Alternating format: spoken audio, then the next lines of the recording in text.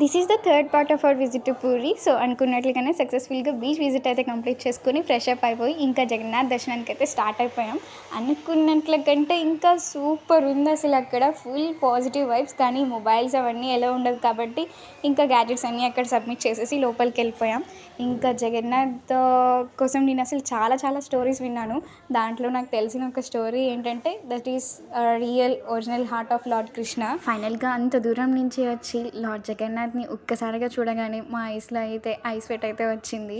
So అంత హ్యాపీగా feel అయ్యాం చూడగానే. అండ్ టెంపుల్లో అయితే చాలా హిడెన్ వింతలు విశేషాలు ఉన్నవి. అవన్నీ కృష్ణుడి లీలలే అని చెప్తూ ఉంటారు. కానీ ఎంత అనుకున్నా అప్పుడు ఉండొచ్చేమో కానీ ఇప్పుడు అంతా కమర్షియల్ అయిపోతుంది ఎక్కడ చూసినా. సో నాకైతే అవన్నీ చూసాక అలానే అనిపించింది. ఇవన్నీ పక్కన పెడితే మనం ఫ్రీ టైం చూసుకొని అప్పుడప్పుడు ఏదో ఒక టెంపుల్కి వెళ్తూ ఉండడం చాలా మంచిది. ఎందుకంటే టెంపుల్లో ఉండే ప్రతి చిన్నదాని వెనుక ఖచ్చితంగా ఏదో ఒక సైంటిఫిక్ రీజన్ దాగైతే ఉంటుంది. సో అవన్నీ మనకి పాజిటివ్ ఎనర్జీ ఇస్తాయి. ఖచ్చితంగా మనం పీస్ఫుల్గా ఉంటాం. సో ఆఫ్కోర్స్ హెల్తీగా కూడా ఉంటాం.